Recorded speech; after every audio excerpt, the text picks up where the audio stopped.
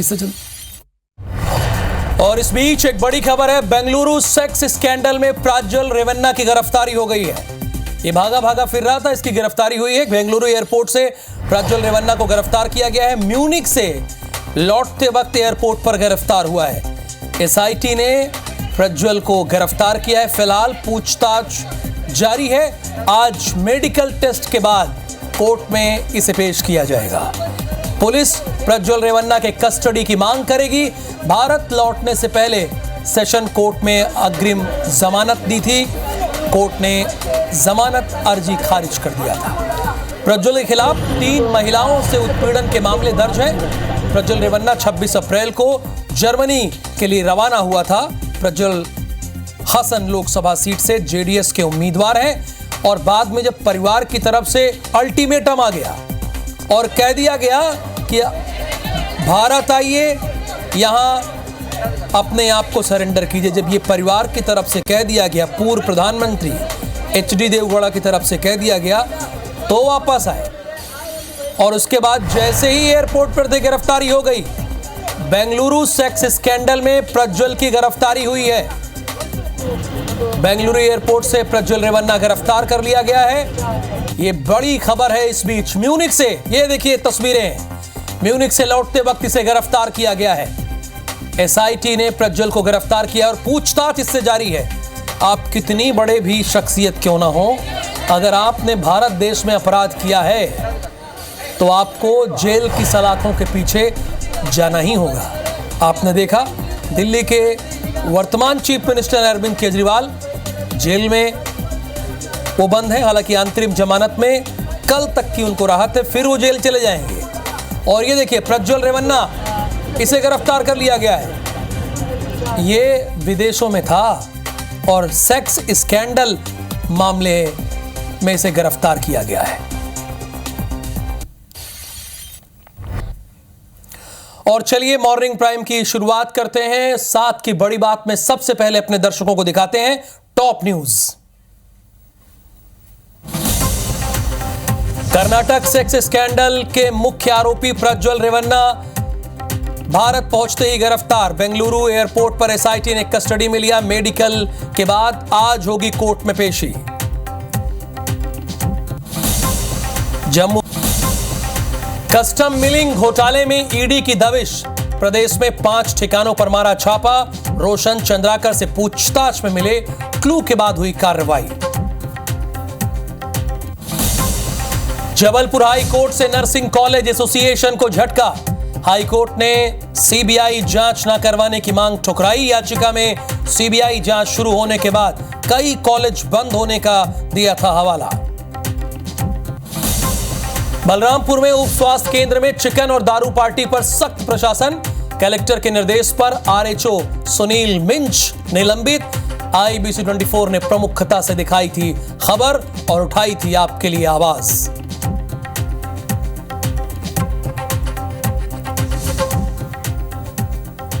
प्रायोजक हैं राजयोग पेन। खुशियां आपकी, रंग हमारे।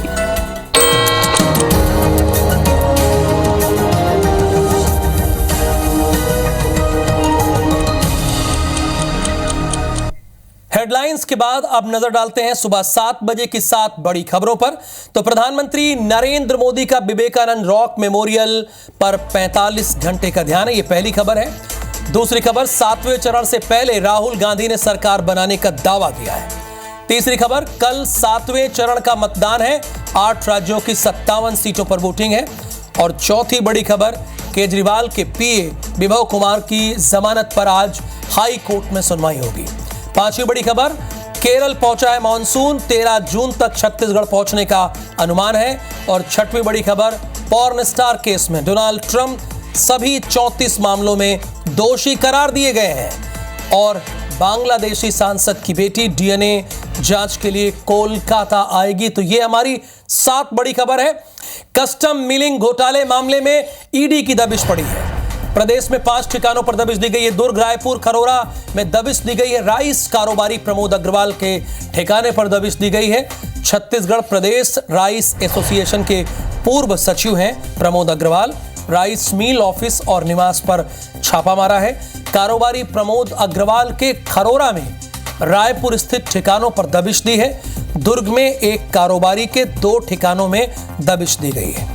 ईडी की गिरफ्त में रोशन चंद्राकर से पूछताछ में क्लू के बाद छापेमारी की कार्रवाई की गई है। सेक्शन के तहत कार्रवाई की गई, 17 एमएलए के तहत कार्रवाई की गई है। कस्टम मिलिंग घोटाले मामले में ईडी ने कुल मिलाकर दबिश दी है। और अब आपको इंदौर ले चलेंगे इस खबर के बाद। अगली खबर रायपुर से है। सूर्यकांत तिवारी से जुड़ी खबर है। सूर्यकांत तिवारी और समीर विश्नोई पर शिकंजा कसा गया है। कोयला घोटाला मामले में रिमांड ली गई है।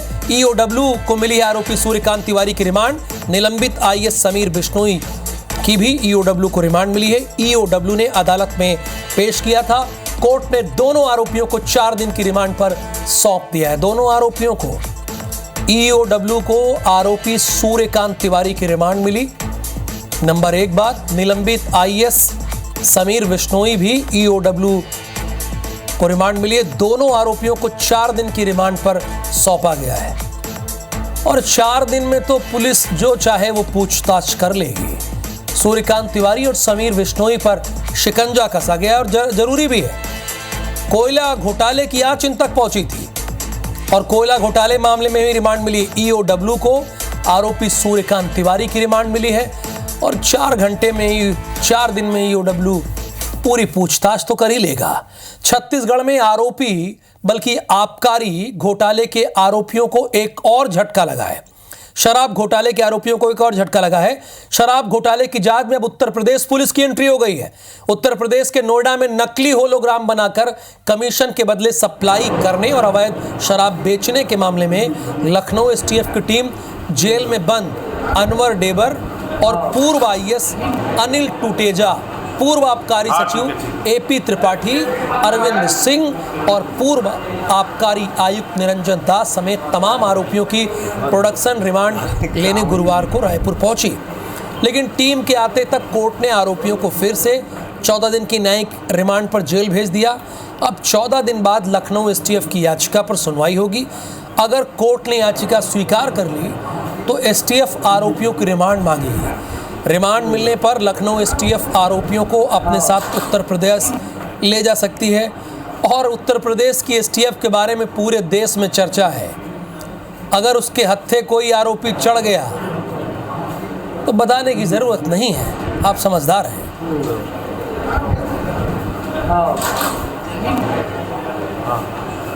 हाँ ठीक है, ठीक है। खबर बेमेतरा से है। बारूद फैक्ट्री में ब्लास्ट से जुड़ी हुई खबर है। इस मामले में पुलिस ने एफआईआर दर्ज की है। कंपनी के पदाधिकारी अवधेश जैन और अन्य के खिलाफ एफआईआर हुई है। सुरक्षा मानकों और विस्फोटक सामग्री के रखरखाव में चूक पर एफआईआर हुई है। बेमेतरा के बोरसी में 25 मई को यह हादसा हुआ।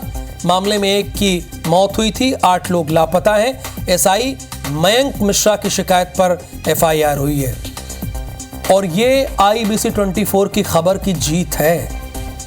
इस खबर को सबसे पहले हमारे संवाददाता मोहन पटेल ने आपके सामने रखी थी। लोगों को पता तक नहीं था, दूर दूर तक न्यूज चैनल को इस खबर के बारे में अता पता नहीं था। IBC 24 उन्होंने देखा, तब वहां पर इकट्ठा होने शुरू हुए और ये खबर लगातार 2.5 घंटे हमने कवरेज की और एक एक खामी हमने बताई। और अब देखिए जाके इन लोगों के खिलाफ एफआईआर दर्ज हुई है, वो भी एसआई ने ये किया है। याद होगा ना आपको, दारू मुर्गा पार्टी चल रही थी बलरामपुर में, सेरेंदांग उप स्वास्थ्य केंद्र में दारू मुर्गा पार्टी चल रही थी और ये खबर IBC 24 ने उठाई थी और सीधे हमने CMHO पर सवाल किया था। चूंकि RHO के दफ्तर में चिकन और दारू पार्टी हो रही है, जहां लोग अपना इलाज कराने जाते हैं वहां पर दारू पार्टी होती है। पता है क्या हुआ? RHO सुनील मिंज को CMHO ने निलंबित कर दिया और कलेक्टर ने यह कहा, कलेक्टर के निर्देश पर यह कार्रवाई हुई है। IBC 24 पर खबर दिखाए जाने के 6 घंटे बाद ही, ये हमारी ताकत है आपकी वजह से। जितने लोग टेलीविजन देख रहे हैं आपकी वजह से। गलत हो रहा था कि नहीं हो रहा था जितने लोग टेलीविजन में देख रहे हैं, उप स्वास्थ्य केंद्र जहां पर लोगों का इलाज होता है, अगर आरएचओ दारू और मुर्गा पार्टी कर रहा है तो हम तो करने नहीं देंगे। घर में कीजिए, आपत्ति नहीं है, करने नहीं देंगे। और निलंबित हो गया वो। अब आपको मुरैना लेके चलते हैं। मुरैना से एक खबर है। मुरैना में पत्थर माफियाओं में पुलिस का खौफ खत्म हो गया है। जिले में एक पत्थर माफिया ने सिविल लाइन थाना प्रभारी पर ट्रैक्टर चढ़ाने की कोशिश की है, थाना प्रभारी पर, लेकिन थाना प्रभारी ने घायल होने के बाद भी 2 आरोपियों को एक ट्रैक्टर ट्रॉली को पकड़ लिया। हालांकि इस घटना में थाना प्रभारी रामबाबू यादव घायल जरूर हो गए, जिन्हें पुलिस ने तुरंत जिला हॉस्पिटल पहुंचा दिया। वहीं घटना की सूचना पर तत्काल एसपी जिला अस्पताल पहुंचे और थाना प्रभारी से मुलाकात करके पूरे घटनाक्रम की जानकारी ली। फिलहाल पुलिस ने पत्थर माफियाओं के खिलाफ हत्या की कोशिश का मामला दर्ज कर लिया है और आगे की कार्रवाई में जुट गई है। मुरैना से जो इस तरह की खबर आती है ना, वो बताती है कि वहां खनन माफिया बेलगाम हो गए हैं, जो पुलिस पर भी ट्रैक्टर चढ़ा दे रहे हैं और जान से मारने की कोशिश कर रहे हैं। एसपी साहब, खबर भोपाल से है। आज सीएम डॉक्टर मोहन यादव की प्रेस कॉन्फ्रेंस होगी। मुख्यमंत्री हैं तो जानना चाहिए कि प्रेस कॉन्फ्रेंस में क्या होगा। दोपहर 12:30 बजे बीजेपी मीडिया सेंटर में प्रेस कॉन्फ्रेंस करेंगे। शाम 6 बजे इंदौर पहुंचेंगे सीएम डॉक्टर मोहन यादव। देवी अहिल्याबाई होलकर के 300वें जयंती समारोह में शामिल होंगे। रात 10:30 बजे आंध्र प्रदेश के तिरुमाला पहुंचेंगे। यहां पर उन्हें एक स्थानीय कार्यक्रम में शामिल होना है और सीएम डॉक्टर मोहन यादव तिरुमाला में रात्रि विश्राम भी करेंगे। देखिए, चुनाव प्रचार तो संपन्न हो गया। अब 2024 लोकसभा का चुनाव का कोई प्रचार नहीं कर सकता है। तो तिरुमाला में जो मुख्यमंत्री जा रहे हैं वो एक स्थानीय कार्यक्रम में हिस्सा लेने के लिए जा रहे हैं। अब प्रचार तो कोई नहीं कर सकता। अगर प्रधानमंत्री भी चाहें तो वो भी प्रचार नहीं कर सकते, क्योंकि प्रचार अब खत्म। कल वोटिंग की बारी है। रायपुर से खबर है। सीएम विष्णुदेव साय चिंतन शिविर में आज शामिल होंगे। सुबह 9:30 बजे आईआईएम पहुंचेंगे सीएम साय। मंत्रियों के गुड गवर्नेंस की मास्टर क्लास लगेगी। आईआईएम देगा गुड गवर्नेंस की मंत्रियों को ट्रेनिंग।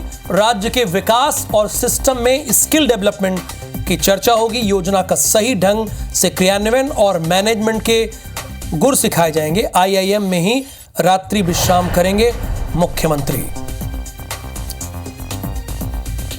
चिंतन शिविर में शामिल होंगे सीएम विष्णुदेव साय। सुबह 9:30 बजे आईआईएम पहुंचेंगे सीएम साय।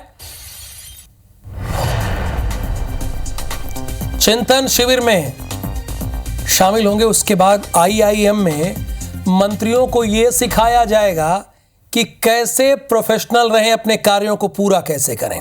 लोकसभा चुनाव के आखिरी चरण का प्रचार खत्म होने के बाद प्रधानमंत्री नरेंद्र मोदी कन्याकुमारी पहुंचे। वो विवेकानंद रॉक मेमोरियल में ध्यान पर बैठ गए। प्रधानमंत्री मोदी कल शाम तक ध्यान में रहेंगे। प्रधानमंत्री मोदी उसी पत्थर पर ध्यान लगा रहे हैं जहां स्वामी विवेकानंद ने ध्यान लगाया था। माना जाता है कि ये चट्टान स्वामी विवेकानंद के जीवन में वैसा ही स्थान रखता है जैसा गौतम बुद्ध के जीवन में सारनाथ का है। विवेकानंद रॉक मेमोरियल जहां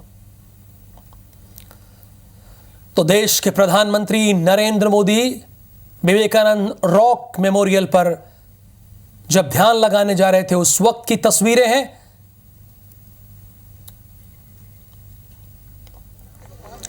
और यहां पर उन्हें कल शाम तक ध्यान लगाना है। और अब अद्भुत नजारा है, आप देखिए यहां का।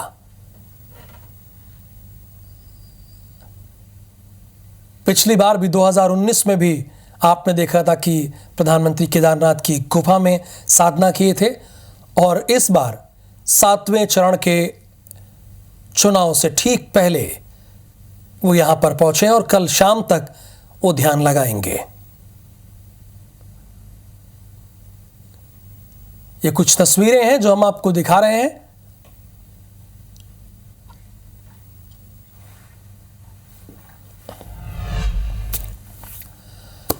अब देखिए कैसे कैसे लोग नेता हो जाते हैं, वो भी आपको बता देते हैं।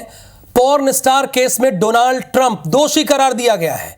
सभी 34 मामलों में डोनाल्ड ट्रंप दोषी करार दिया गया है। ट्रंप की सजा पर 11 जुलाई को सुनवाई होगी। पहली बार कोई अमेरिकी राष्ट्रपति दोषी पाया गया है। पॉर्न स्टार को पैसे देकर चुप कराने का भी मामला है। इलेक्शन कैंपेन के दौरान हेराफेर में भी केस चल रहा था। 12 मेंबर की ज्यूरी ने ट्रंप को दोषी करार दिया है। नाम बड़े और दर्शन छोटे हैं। पॉर्न स्टार को पैसे देकर चुप कराने का मामला है। कभी विश्व के सबसे पावरफुल नेताओं में इनकी गिनती होती थी भाई साहब, जो खड़े हुए हैं। अब 34 मामलों में दोषी करार दिए गए हैं डोनाल्ड ट्रंप, और उम्मीद लगाए बैठे थे कि एक बार फिर से अमेरिका के राष्ट्रपति बनेंगे, लेकिन उम्मीदों पे पानी फिर गया। हरियाणा के गुरुग्राम में भीषण आग लग गई। कपड़ा फैक्ट्री में आग लगी है। गुरुग्राम के पास मनेसर में आग लगी है। आग से लाखों का नुकसान हुआ है। दमकल बुझाने के लिए आग बुझाने के लिए दमकल की 15 गाड़ियां पहुंची हैं। आग बुझाने के लिए ध्यान दीजिएगा, आग बुझाने के लिए दमकल की 15 गाड़ियां पहुंची। कई बार निकल जाती है, गलतियां हो जाती हैं, मुझसे भी हुई।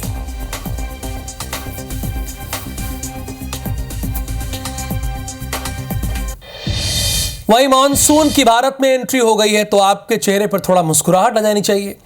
झुलसाने वाली गर्मी के बीच बारिश का इंतजार खत्म हो गया है। गुरुवार को मॉनसून ने केरल के तट समेत पूर्वोत्तर के कुछ हिस्सों में दस्तक दे दी है। खास बात यह है कि भारत मौसम विज्ञान विभाग की भविष्यवाणी से एक दिन पहले ही मॉनसून केरल पहुंच चुका है। विभाग ने पहले 31 मई का पूर्वानुमान लगाया था, जबकि केरल में मॉनसून के आने की सामान्य तारीख 1 जून है। बताया जा रहा है कि तूफान रेमल की वजह से मॉनसून जल्दी आ गया। छत्तीसगढ़ में 11 तारीख तक मॉनसून पहुंचने की उम्मीद है। वहीं मध्य प्रदेश में 15 जून, 4 दिन छत्तीसगढ़ से डिले मॉनसून आ सकता है। यानी थोड़ा और इंतज़ार कीजिए। गर्मी तो बहुत पड़ ही रही है और अभी तो नौतपा भी चल रहा है, तो थोड़ा सा और वेट कीजिए। और साथ की बड़ी बात में फिलहाल के लिए इतना ही। आगे देखिए हमर बानी हमर गोट छाया चौधरी के साथ।